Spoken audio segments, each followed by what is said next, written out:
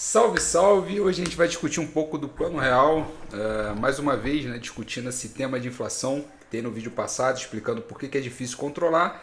E hoje nós vamos ao âmago do Plano Real, mostrando que ele não foi tão inovador assim e principalmente não foi ele que criou as bases para o fim da hiperinflação. A gente já discutiu que o fim da hiperinflação depende de alguns cenários que a gente vai relembrar aqui. Antes da gente entrar na matéria, deixa eu passar para vocês uma questão que é super relevante. No vídeo passado a gente explicou que a hiperinflação ou a inflação ela tem a ver com a dificuldade que o governo tem de equacionar arrecadação e gastos de maneira que esse crescimento não seja baseado em trocas involuntárias, que é a emissão da base monetária. A partir daí, o que a gente tem? Bom, se a arrecadação versus gastos não estão equilibrados, você precisa de emissão monetária ou emissão de títulos. Isso aqui é feito de forma voluntária, isso aqui é feito de forma compulsória.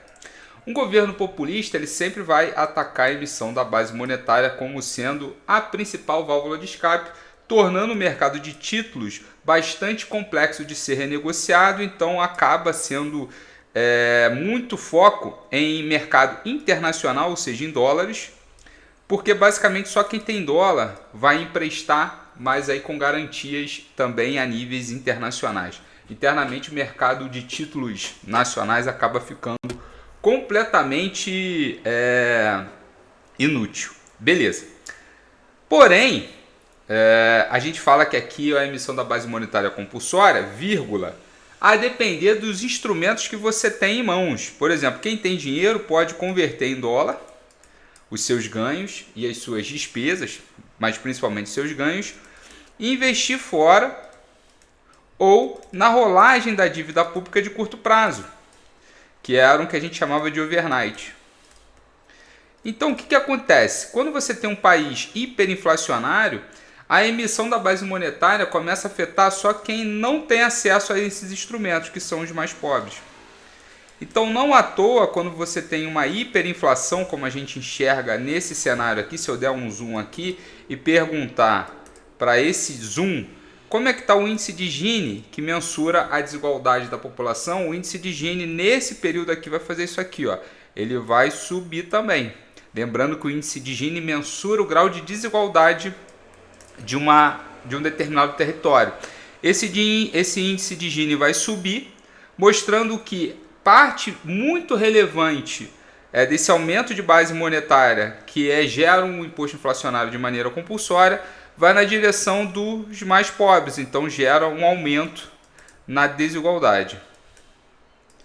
E, obviamente, a economia vai se tornando cada vez mais primária, porque apenas setores de baixa elasticidade de preço da demanda, próximas de zero ou entre 0 e 1, conseguem repassar preços de maneira mais acelerada. E não à toa a gente vai perdendo complexidade industrial. Então, nos anos 80, com a hiperinflação, a gente também começou a perder fortemente a nossa capacidade de adensamento produtivo. Então, a economia vai se tornando mais primária. E além disso, né, como eu falei, a hiperinflação ou a inflação é basicamente o outro lado de um governo fraco e ineficiente. Controlar a hiperinflação não vai reforçar ou melhorar esses instrumentos, vai ficar cada vez mais claro o que está acontecendo. Então, a hiperinflação é uma maneira de você mascarar problemas fiscais e problemas de coordenação econômica. E aí, o que a gente teve? Vamos lá. Vamos comentar aqui um pouquinho. Um dos maiores legados do Plano Real, então vamos ver se isso aqui é verdade, feita pelo Merval Pereira, foi fazer com que a sociedade compreendesse a importância do controle inflacionário. Não, meu amigo, não foi ele não, foi o Plano Collor. O Plano Collor jogou a bomba inflacionária no colo de quem tinha dinheiro, porque ele fez um congelamento de ativos financeiros. Então, o que aconteceu lá no Plano Collor? Lembra que eu falei que quem tem dinheiro consegue fazer a rolagem dos seus ativos inclusive de um dia para o outro, né, através do overnight. Então ele começou a perceber que o problema da inflação também gerava essas distorções, em que quem tem dinheiro consegue fazer a rolagem da dívida de uma maneira mais fácil. O que o Collor fez? Vamos congelar esse instrumento. E aí quem tem dinheiro ficou desesperado e criou-se na imprensa uma coisa chamada de poupança do pobre. E aí falava que o Collor e a Zélia Cardoso mexeram na poupança do pobre. Para finalizar o vídeo de hoje, se vocês quiserem mais, comentem. A definição de pobre é quem não poupa. Ou seja, a definição do pobre é quem recebe uma renda abaixo do seu consumo de subsistência, então, portanto, ele não pode poupar. Poupança do pobre é o que a gente vai chamar de um sofisma, não existe. Não é que nem você falar subir para baixo, descer para cima, não faz sentido, é um sofisma. Logicamente, a conta não fecha, porque o pobre não tem poupança.